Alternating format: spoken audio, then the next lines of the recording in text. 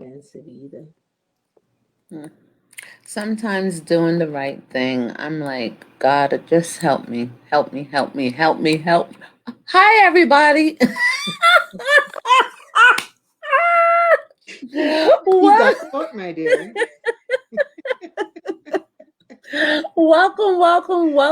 welcome back, everyone, and welcome to Jennifer's Perspective and the 12 DAYS of Christmas. And my very, very, very special guest is Miss Marcia Harris. And Marcia Harris is an event planner. However, the subject that we would be discussing today is miscarriage and miscarriages and the lasting effects that it has on the mother and on the family. Now, it is ironic that Marcy is here today to share her story, to give encouragement to the listeners. And she has lived for the past 20 years in denial of this date. And now she welcomes the opportunity to have an open discussion on this topic and its effect on the siblings, on the husbands, on the partners, the spouses, and because often we tend to overlook the men, how this has helped to influence her in the area of childcare and especially as a newborn care provider and baby nurse, and why she offers the emotional support to parents, especially moms, how the husbands and the partners can help to offer support, more support to their wives, and how the wife needs to make sure that the partners are not left out of the wonder of parenthood. So today, let's welcome my very, very good friend, my good friend and my sister, and I can call her big sis, Miss Marcia Harris. And welcome, Marcy. Woo! Thank you, Jennifer. Thank you so much for having me. I really appreciate being here today. Listen, you're welcome, girl. Listen, thank you so much for checking up on me and checking in with me when I wasn't feeling well and had the COVID. I'm like, oh my God. And then I really appreciate it. Thank you, thank You you, know thank what? you, We all thank have you. to be each other's keeper.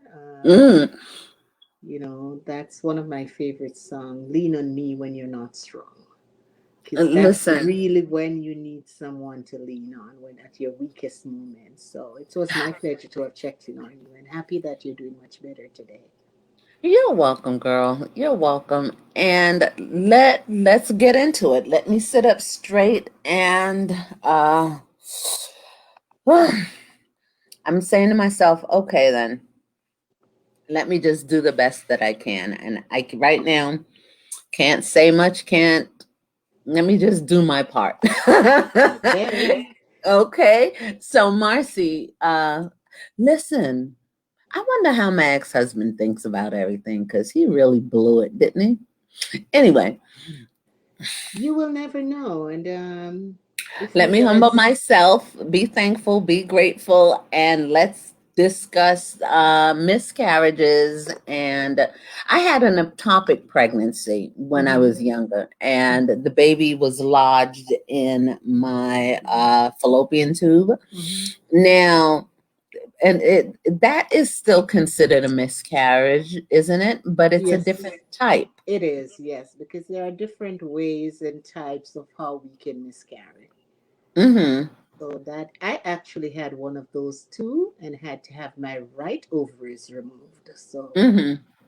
yeah. Well, basically, what happened was the when I got pregnant, the sperm and the egg, instead of it being fertilized in my uterus, what happened was it was fertilized in the tube. So my ovary was intact. My ovary was okay, but the tube itself, the baby started to grow in the tube, Right. and the tube ended up rupturing like a balloon, So you had to have an because, emergency. and that was how I knew that was when I knew that I was pregnant, and I had no idea. All I knew is that I was feeling so much abdominal pain, pain. And I remember my sister, and at the time that he was her boyfriend, Junior, they rushed me to the ER, and like they rushed me to the ER. And when I got to the ER, the doctor, they had given me painkillers and pain medicine and sent me home because they couldn't find anything wrong with me. I ended up taking the entire bottle of the pain Medication. medication, and the pain came back, and they rushed me back to Orange Memorial, and when they realized that I had taken all of the medicine, they was like, okay, let's try to examine her again. And when they examined me, they put me on the table, and when the doctor put the stirrup to check my uterus, I was in so much pain that I ended up kicking the damn doctor, and they was like, that's it. There's like prepper for surgery, and I ended up having an emergency operation. And since then, I've had benign fibroids. With the fibroids, I ended up having two myomectomies, and because I was still trying to get pregnant, and I ended up with fibroids. And then couple of years later, the fibroids grew back, and then 6 months later, the fibroids grew back, and then they was like, okay, then that's it. Just Jennifer, they can't just keep cutting. And I was saying, they just can't keep cutting me like this. And eventually, I ended up having a hysterectomy. Now, when it comes, how do I feel now? Right now, I'm cool with it, because I remember when I was married and I was trying to get pregnant and have children, and I just couldn't have any kids. And my friends that was in my wedding party, they had gotten married, some was having children, and they were getting pregnant. And it was horrible, because I had wanted to become pregnant so bad. I would see pregnant women and burst into tears, literally, because I had wanted to be a mom, and I was so good with children and very good with my nieces and my everybody else's kids, and I wanted children of my own. You just wanted to experience that for yourself. And not only that, I ran a daycare, right? I had my own daycare center, and I had 3 shifts. I had children that I would take care of in the AM, toddlers and stuff like that. Then I had the after school kids that the parents would bring to me. And then for the parents that worked overnight, they would bring me their children, and I would take care of their children and take them to school. So that was my thing. Then in my church, I headed up the Sunday school, and with the Sunday school, I started with one kid, and I ended up the director of that program. I ended up with 300 children. I had a staff of mine. I had my own staff. I implemented a Say Yes Club, an after school program, a tutoring program, the Sunday school program, and a daycare center, and a summer camp. And I was great with everyone else's children. And they was like, oh, Sister Jennifer, to this day, the children that I took care of they found me on Facebook, Mhm. literally found me on Facebook, and they Mhm. was like, "Do you remember me, Miss Jennifer? And my name is so and so." And then they would show me the picture of All the them of when they pictures. were little. Right. And then they were like, "Well, I got married, and these are my kids, and this is Mhm. my spouse." And then I ended up working at PS 332 and for literary leaders, and I ended up getting an award from the city of New York because I worked so well with those children that the PTA honored me. The principal of the school, believe it or not, she actually came to my wedding. Mhm. Mhm. She came to my wedding, and I but when it came to getting pregnant, I would see these women having pregnancies. And then when I got to the point of, then after I got divorced, I was still trying to get pregnant again, started the IVF process, and then the fibroids and the pain and the pain and the pain. And I ended up working. This is how good God is, Marcia. God sent me to an OBGYN office to work, and where I worked with pregnant women You are breaking up, as Jennifer. You have to use the okay, I ended up working at an OBGYN office where I ended up working with pregnant women, and then I had my second operation and the second myomectomy. And I love my sister's children. When I say I love them like they're my own children, because when I had my hysterectomy and realized that I couldn't have children, her children, they showed me so much love and patience and kindness. And I like, you know, they just brought out something extra out of you. woo, let me tell you You something, know. girl. You You know. see them, my sister's kids, and they're my babies. Taught them how to drive, taught them how to walk. I was there for their first step, their first this, their first that. And when it was my turn to have children and I couldn't have any kids, I can honestly say that when I was sick, they took care of me. But After I had my operation, they took care of me. can I My tell you brother Rodney. something? I mean, What? everybody knows that I speak about my grandmother because my grandmother Hmm. actually reared me from I was 7 months old, right? Hmm. Can I tell you that she was not my biological maternal grandmother? She Hmm. actually adopted my mother, Hmm. and my mother, in return, had 7 children, Oh, wow. right, of which I'm the last. That Hmm. is with my dad because afterwards they Hmm. separated, and then my mom went on to have two additional kids. But can I tell you, I've never had anybody loving me the way my grandmother does Hmm. to date. And my Hmm. oldest Hmm. brother and I, we still talk about it. That if there's nobody else in the world that we know loves us, we know Mama did love us. Her name was Hmm. Jenny Lee, and she loved us unconditionally. So, a child, though we all want our own biological child, but sometimes I think things happen to really bring out what we are not sure is within us, and that is the unconditional love. For Hmm. me, unlike you, I am blessed because I was blessed to have a daughter before.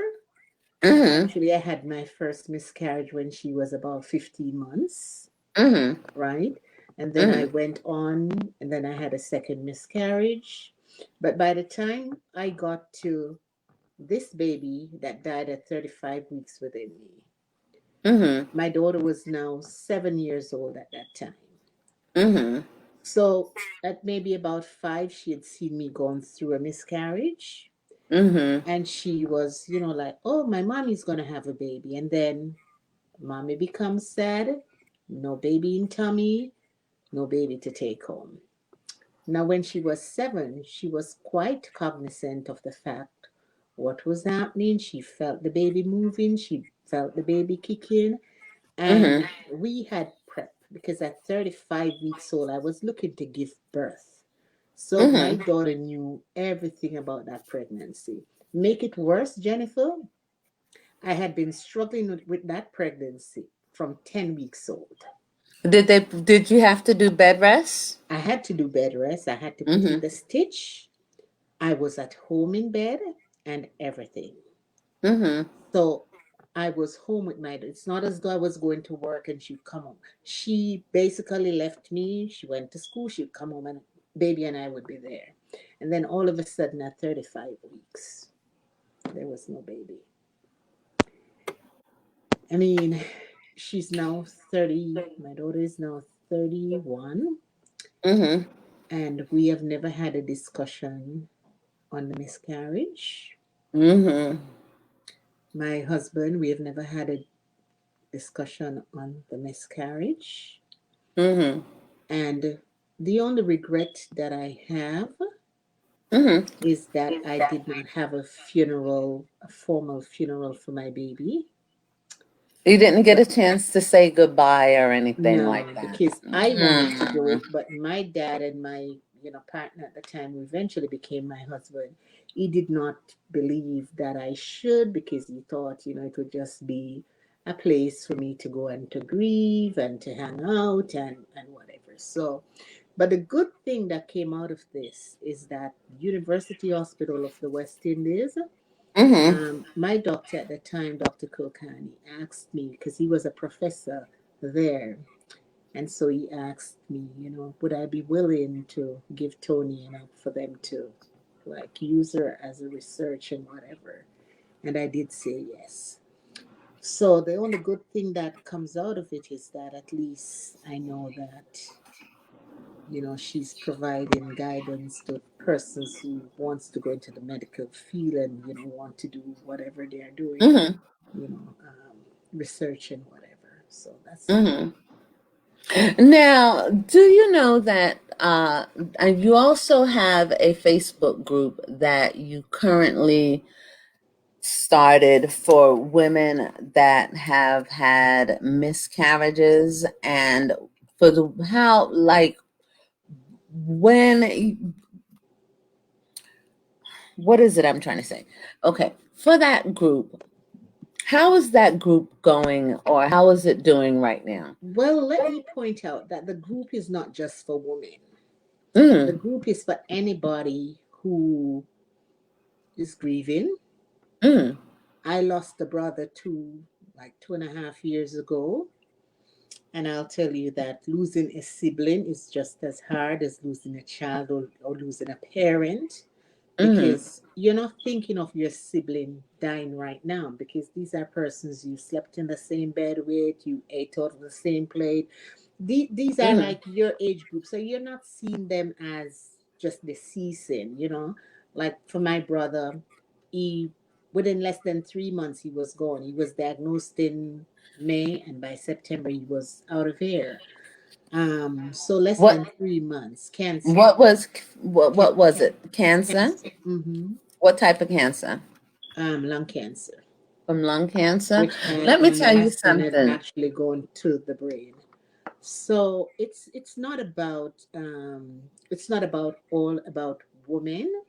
We welcome our men as well because what I've come to realize from my experience with my Mm, eventually my husband is that he was grieving, but he was not grieving with me because he couldn't accept the fact to see me crying and moaning and moping and going on. And so he would go out there and like amongst my friends or his friends, he would break down and he would cry, but he would never cry for me to see.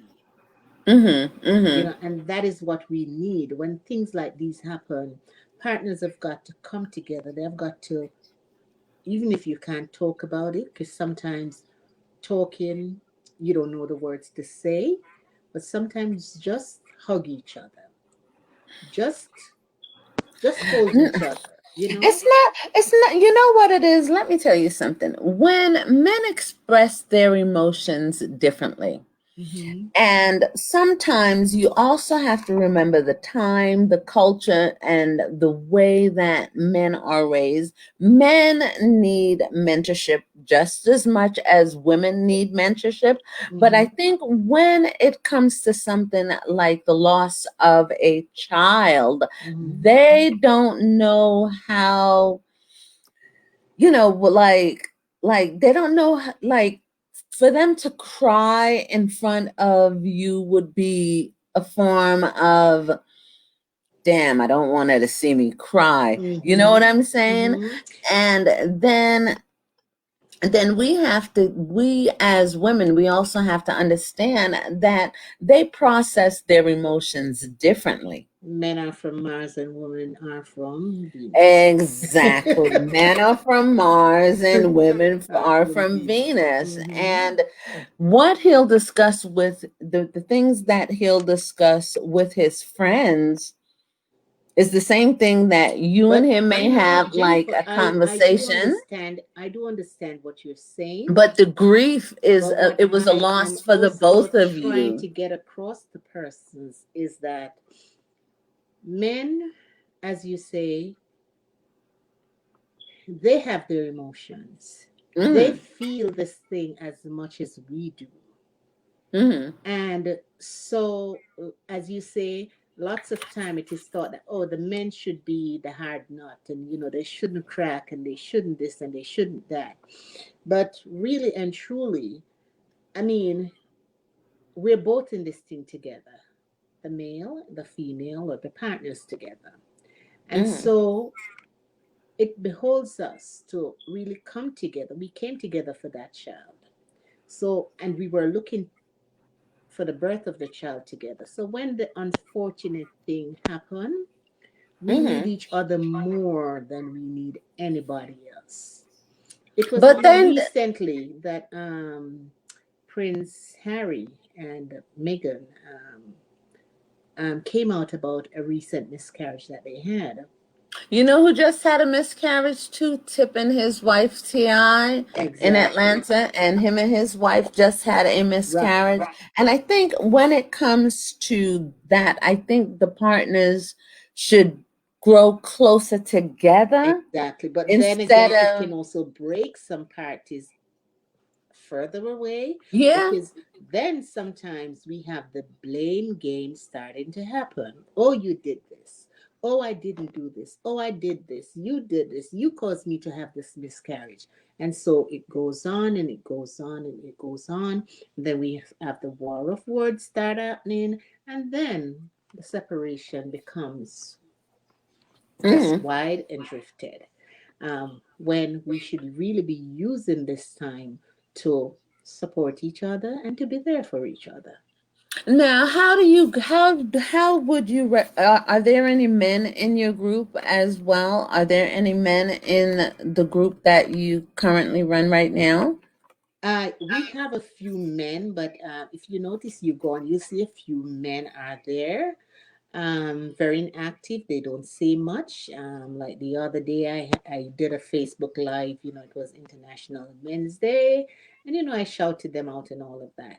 And a few of them DM me and whatever, but they tend to be very quiet on the group. Okay, so the thing is now, how do you get them to open up and to discuss what it is that they're feeling over the grief of of the loss of a child that they knew, and it's not only the loss of the child, but the pain that you may be experiencing. There was another lady that her and her husband had lost a baby, and I felt so bad for them. Mm-hmm. But I felt so bad for them because this was something that they had really, really wanted, and for them to lose the I think she was in her like second trimester. Mm-hmm. It was hard because at 35 weeks, when you lost your baby, when you had your miscarriage, that baby was what, 5 pounds or something Almost 5 pounds. I think she was maybe about 6 pounds something when she was born. It was a girl. It was a girl. Her name is Tony and Antoinette. Mm-hmm. Because my daughter is Terry Ann, and so she was Tony Ann because my brother who died is Tony, and also Mm-hmm. her dad's middle name is Anthony. So, the Tony, the Ann tied in back with my other daughter Terry Ann, and then Antoinette. So I think she was about 6 pounds, but today is exactly 24 years. And after the first couple of years, it was just so painful that I think somewhere in the back of my mind, because that happened in 1996, I got married that year. right? Mm-hmm. 97, again, I had another miscarriage, which was the one that I told you that ended up where I lost my right ovary.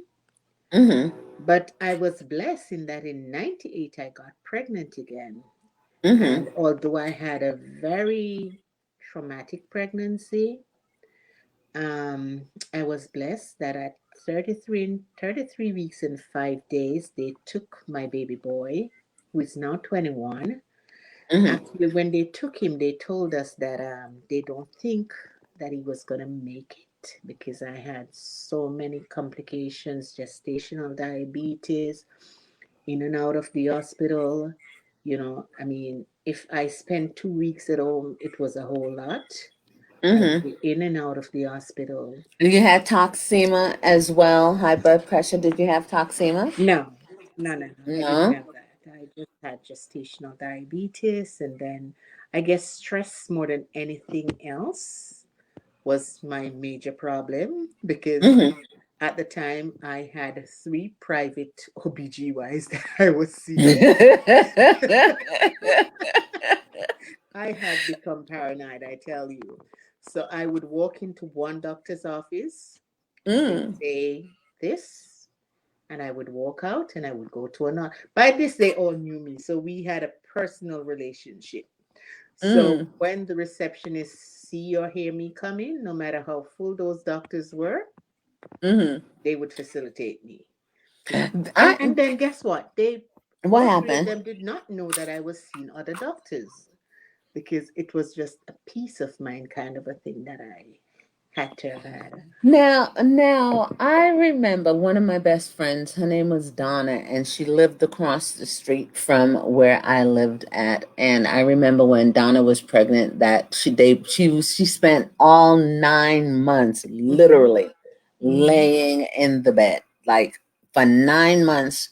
She I mean, her and her husband Carlton, they had other children, Mm-hmm. but that was her complication, and that was the complication pregnancy, and she literally just had to spend that time in the bed. And there was another lady that I had helped, and she had 5 miscarriages every time she got pregnant. She lived in Montclair.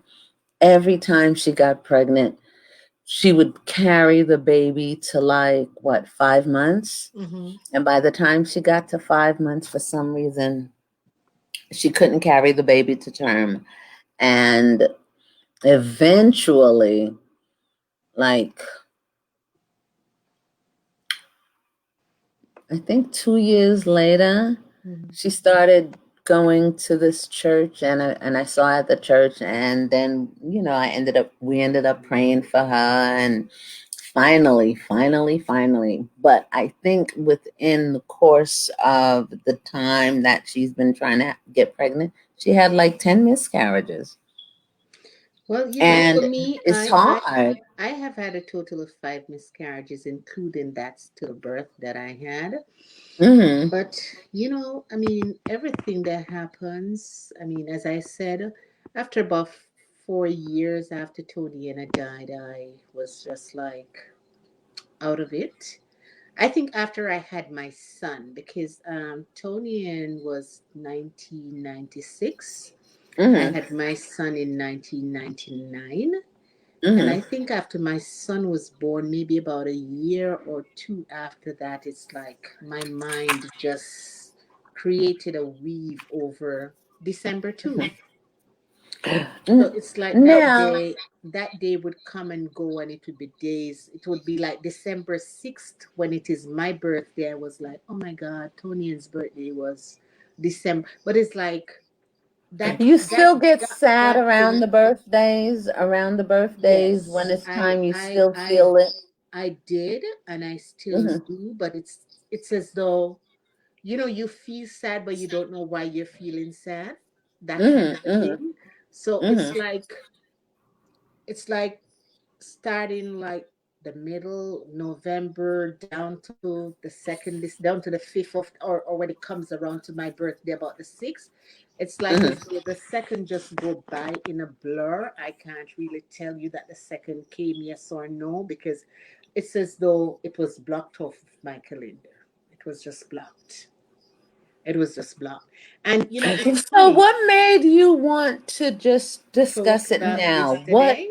Yeah, Actually, what happened? actually, What event happened for you to want to be able to just speak about it? And it's funny that you asked me that. I think hmm, last week, because I do my little Facebook Live.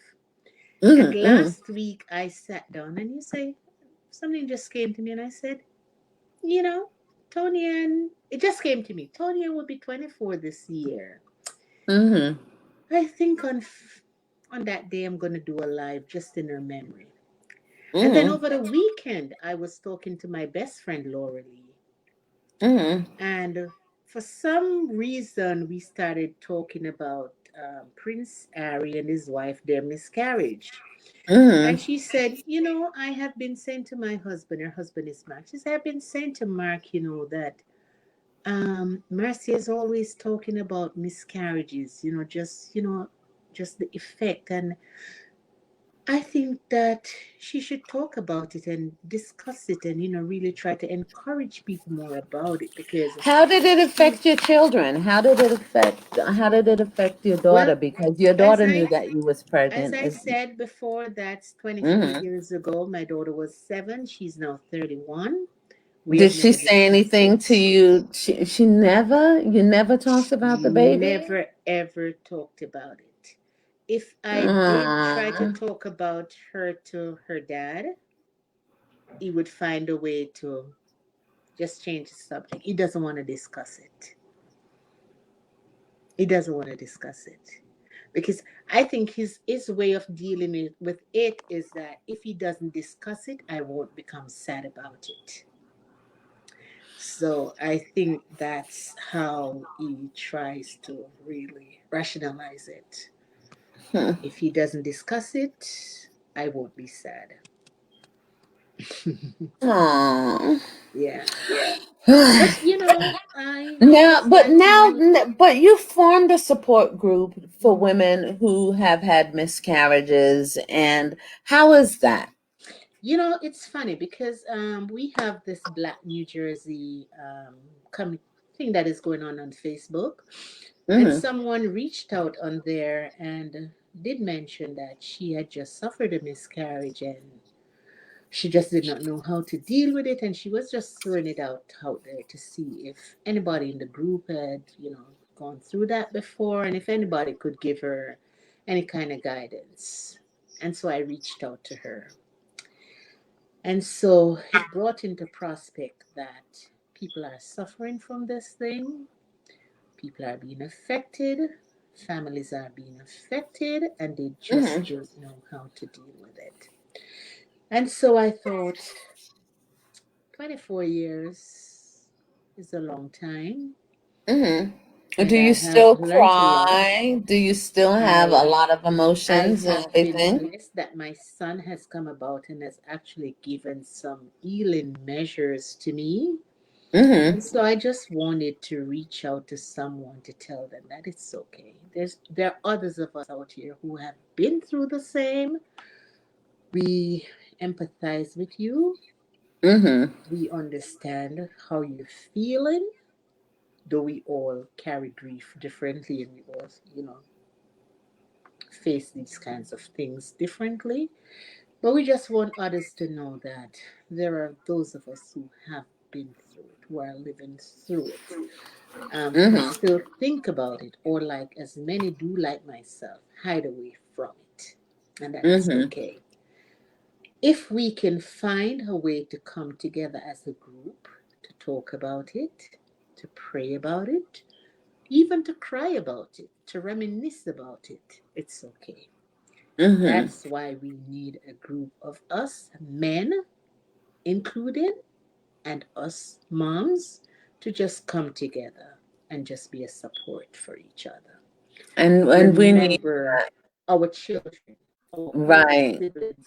My son, I don't think my son maybe fleetingly hear me talk about um, But losing. you're helping, listen, you're helping women deal with the grief of losing a child.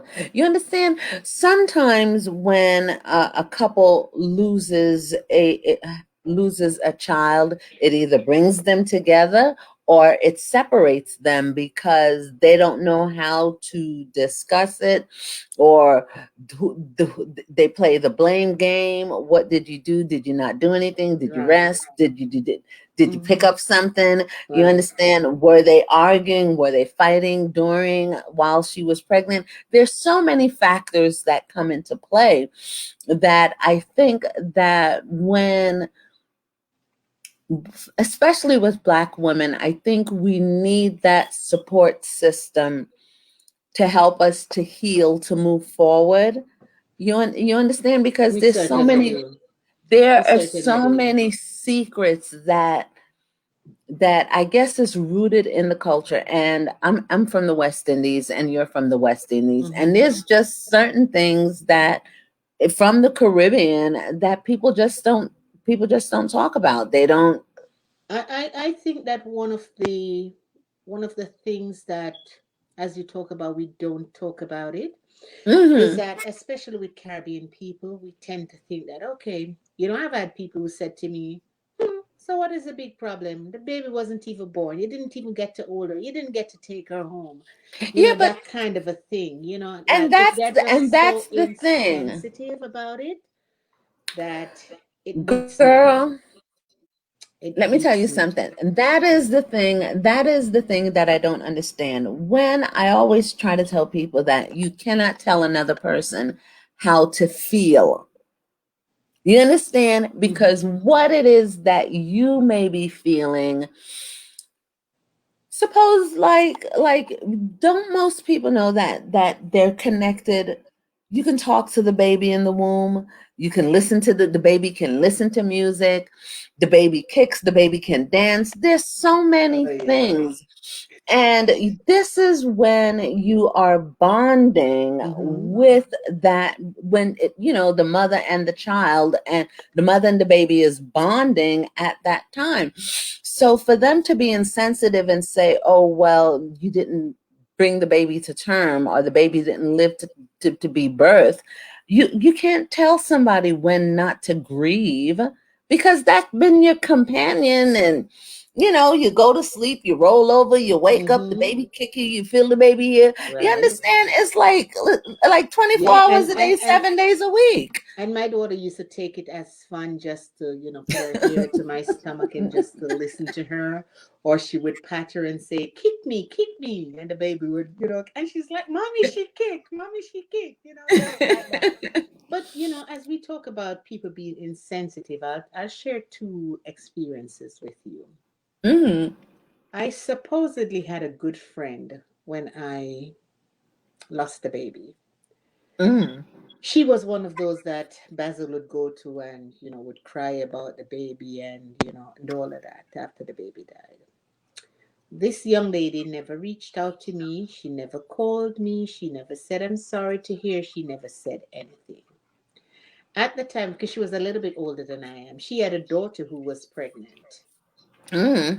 And, thinking that, okay, fine, she's my good friend. I didn't hear from her. So a couple of weeks after I had gone back out to work, I picked up the phone and I called her. I said, hi, so and so. And she was like, still no acknowledgement that she had heard that the baby died. And then eventually I brought it up. I said, you know that the baby died? And she said, yes, me here. But you didn't call me and tell me anything about it. I said, but I mean, it's not something that I would want to talk about. And Jennifer, that young lady was so insensitive. Do you know what she said to me? What? She said to me, what you do with the baby stuff? I said, they're at the house. I want them, may I come for them. For those of you who don't understand Jamaican, she's saying she needed the baby stuff and she was coming to get them from me. By this, all those stuff were still at the house. I couldn't touch them to put them away, nothing like that.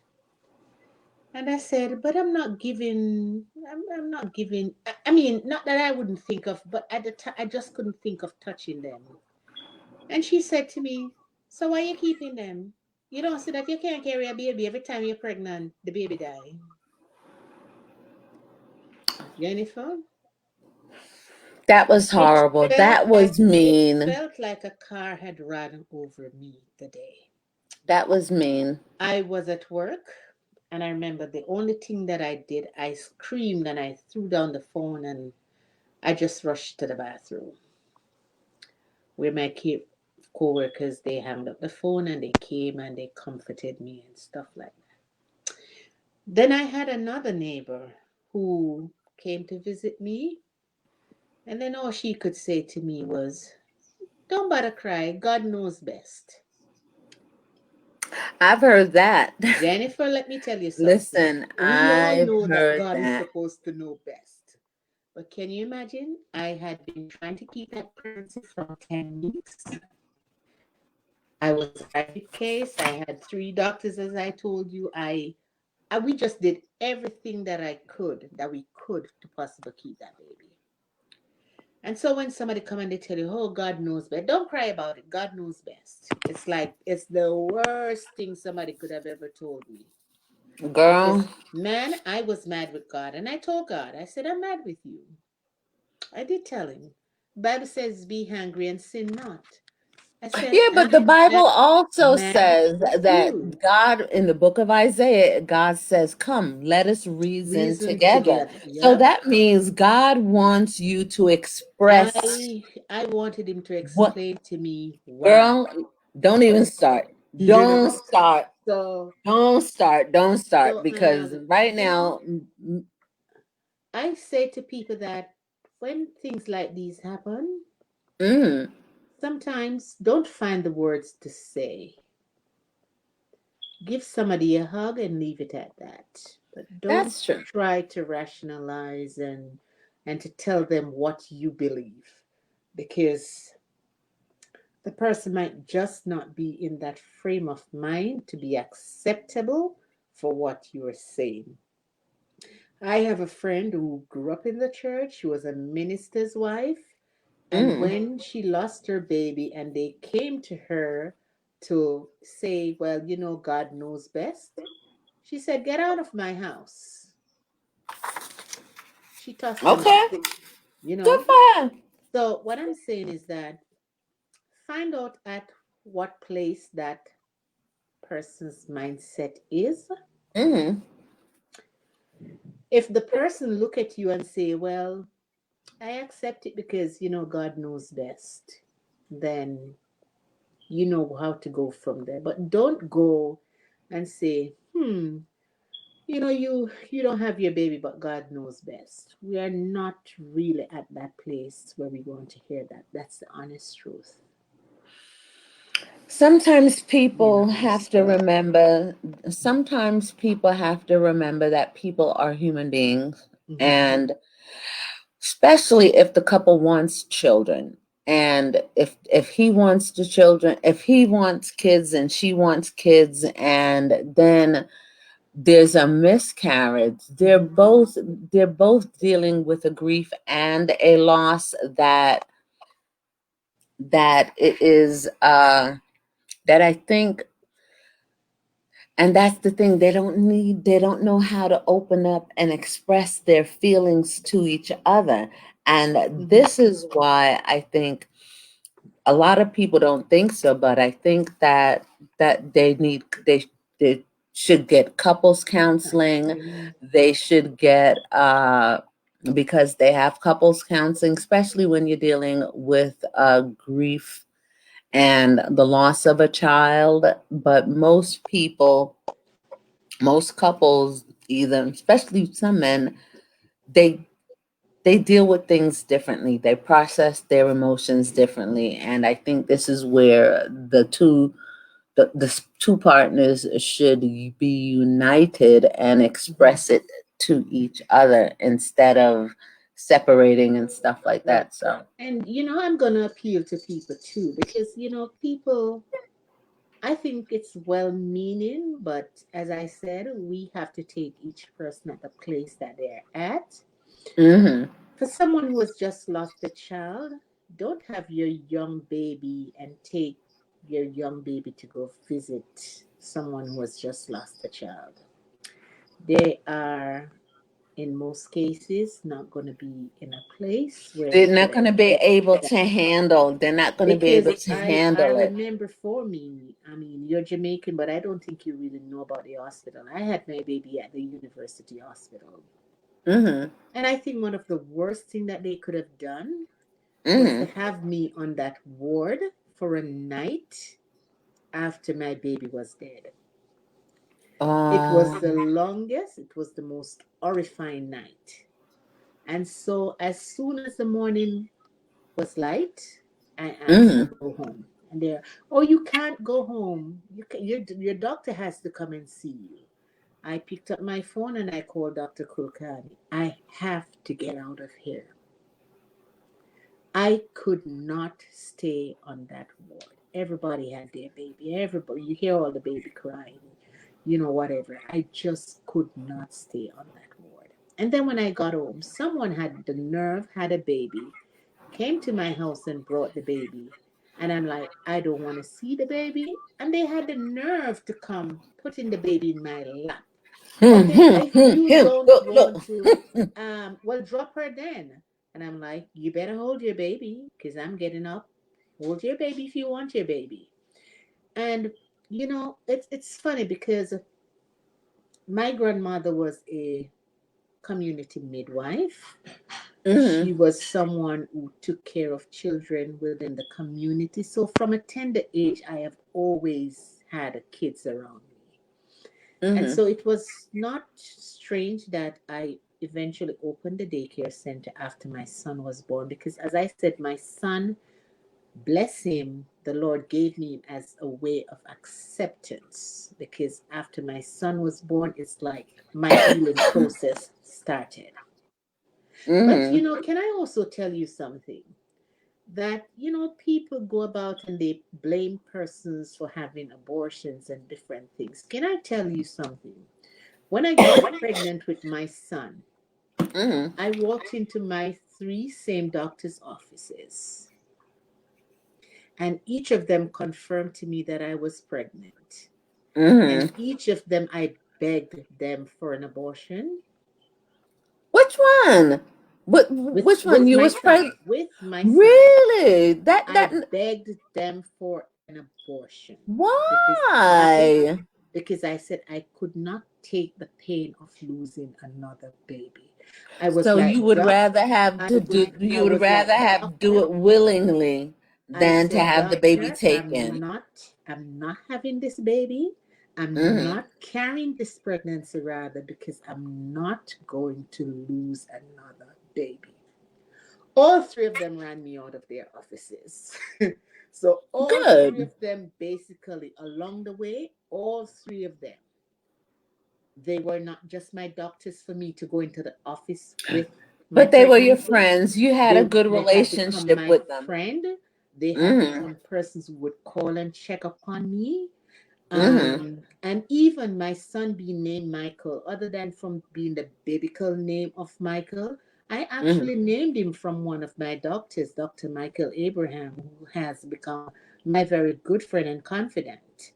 hmm Because Michael is your archangel, but so too was Michael Abraham, because he was hmm like my confidant.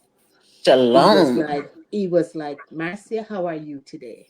hmm Marcia, let's get you on this. We don't know what is going to happen now. We don't know what is happening in your body, but we're going to try this. We're going to try that, stuff like that. hmm Mm-hmm. So I'm telling you that sometimes you hear people say, I'd rather to have an abortion. I just could not think of losing another baby. And can I tell you, it was a rough 33 weeks and 5 days with him, in and out of the hospital.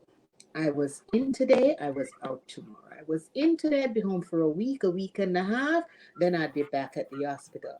The fun of it is that at University Hospital, there were so many of us who were having the same kind of a problematic pregnancy.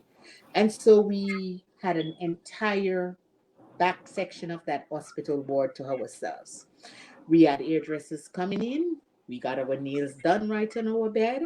It was fun because, like, when I went home and I went back, whomever was Mm-hmm. on my bed, would the nurses would rearrange and they would put them on another bed because that bed was mine. I was like, nurse, I'm back for my bed. You know, I met so many other friends. It's like for each miscarriage that I've had the Mm-hmm. pleasure of meeting somebody that Mm-hmm. we have stayed friends with over these years. Mm-hmm. You know, so it's bad, but at least I have met other persons. I've watched other children grown and watching them grown, and you wonder, oh, so this is what my daughter would look like now, and and all of Every time, girl, let me tell you that. something. Yes. Every time I think about it, I'd say my son, I would be a grandma like Mm-hmm. right now. And like, I really think that my son's like watching over me. They're like, how do you know it was a boy? Because I There's knew something there that tells you. it was, Yeah. it was a son. Hmm. Mm-hmm. Hmm. Yeah. That's why I can honestly say that when I had my hysterectomy, my sister's children, they smothered me with so much love Mm-hmm. that when I say LOVE, they were, I couldn't do anything. I couldn't lift anything. And they would be Mm-hmm. like, okay, they take the laundry basket downstairs and they would cook dinner. They would make Mm-hmm. food and everything. And then I got to the point where, as I started healing, Mm-hmm. that they would comfort. They would talk to me, they would read to me, and they would tell me stories and Mm-hmm. just ask me all kind of silly questions Right. because, that's how kids are. And I Mm-hmm. had to sit down. And I remember my brother Rodney came and he took me up front, took me from the hospital and took me to my sister's house. And it is something that now, when I see them, I look at them with so much fondness Memory. because they took the pain away. Mm-hmm. When I say they took the pain away, and once I had time to spend with them, I didn't grieve anymore or Mm-hmm. cry anymore for not Mm-hmm. being able to have children or not being able, because I've been around kids my entire life from many different ages, Mm-hmm. and I'm saying to myself, okay. But I have come a 360 degree because I started out in administration as an office manager for many years. And Hmm. then I launched my own company doing event planning. And then I expanded business further to go into daycare, Kids Palace back home in Jamaica. And then, as you know, I'm here and I work as a newborn care specialist. Mhm. And before I expound on that, I remember, having a client, and I should have gone into her, and it's like, time came, I didn't hear anything. I reached out, and the husband is like, "Oh my God, Marcy, I don't know how to tell you this, but we lost the baby a couple weeks ago." Oh. And Jennifer, I was like, he's like, his wife is not talking to anybody. And I said, I'm coming because I've been in this situation. Mhm. And I remember I put my clothes on and I went. And when I went, the husband let me in. And all I did, I just went and I just hugged my client. But I and didn't say, sometimes that I is didn't all say, they need. I didn't All they say a need. word. I just hugged her and I hugged her. And when I hugged her, She she just. cried. When Mhm. she cried, I could wring my clothes out, the amount of water that was in that, Mhm. you know. And I remember I spent a couple hours, because I probably went there maybe about 3 o'clock. I was there until maybe 7, 8 o'clock. And then Mhm. after she had cried, then she said, "Thank you for coming after many hours." I said, "I have been there." I said, "At 35 weeks, I lost a baby." And so she knew that my coming was somebody who had been in her shoe and knew exactly the point that she was coming from. Mhm. But, coming back, as I say, I work as a newborn care specialist, also known as a baby nurse. We have 5 more minutes, Marcia. And I think that a part of why I am great at what I do is Mhm. that for each child that I go into, Mhm. I I have never looked at a child and say, "Wow, I wish that this was Tony," and or just look at a child and no. I just see each child as a child who Wow. needs me, who For I real? am blessed to love and to care for. And of such, I just do the very best that I can to Mhm. love and to take care of those kids and to give the emotional support that the That they parents need. need. Mhm. Hmm. Yeah. Well, thank you so very I much, see your Marcia. titty. I see your titivating up.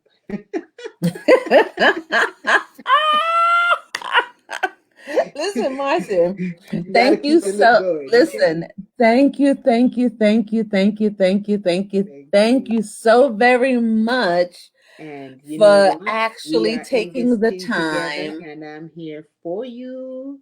Thank you for I. taking the time to discuss it. Thank you so much for just sharing your story with me. Mhm. You understand? Because that's not something that people want to discuss and then Mhm. put it out there. Like, once it's on the internet, it's on the internet. You understand?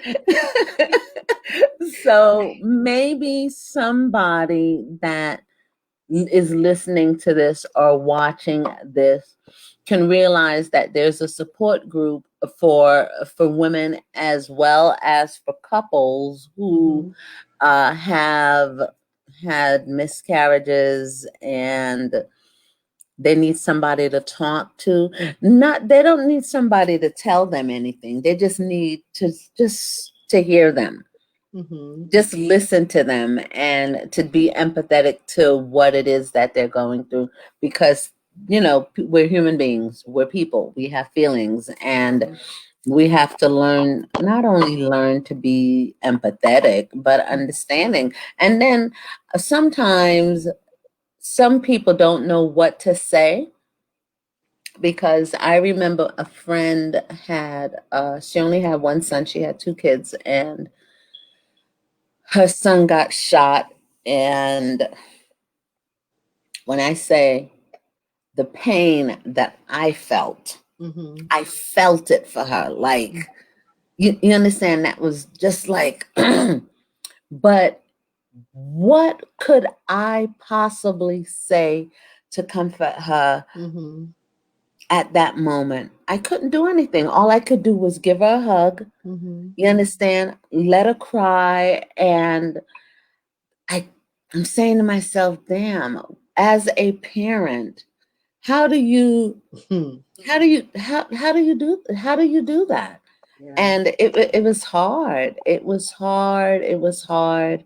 I would see Yes. her and I'm like, how you doing today? And you can see there was Mhm. this other lady that it wasn't just a miscarriage. This was a lady that we grew up with, and she lived Mhm. across the street from us. And she she had two kids, and her son was in the in went to the army, Mhm. and he ended up dying in the army. Wow. And she basically, what ended up happening was that she went insane, Mhm.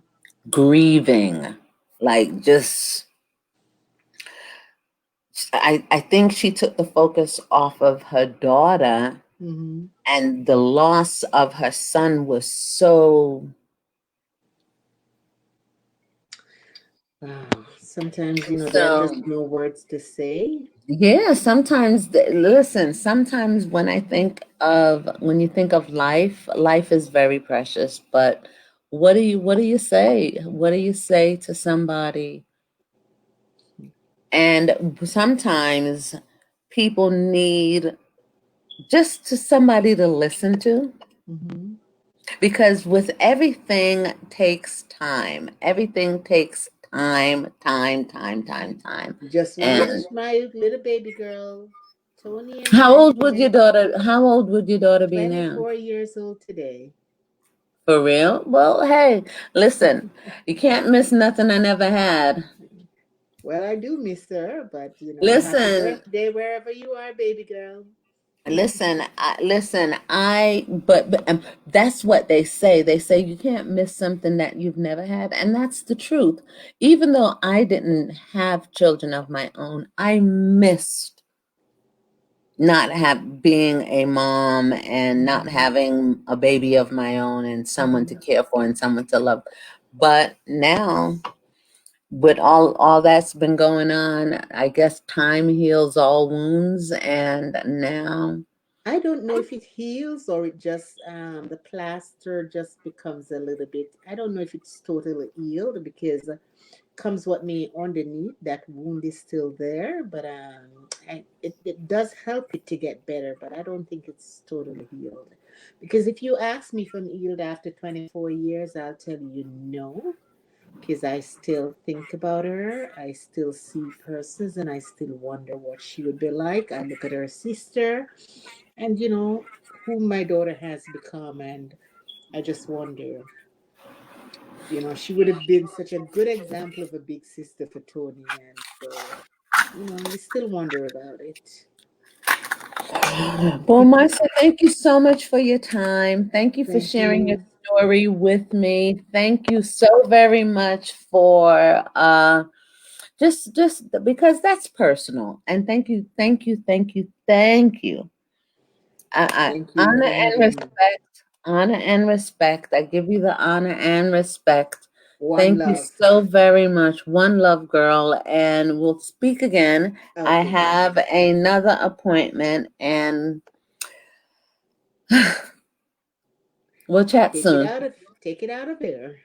Okay? Okay, you be good. Thanks for having me. You too. Ciao. Bye, Marcy. Bye bye, Jen. Take care.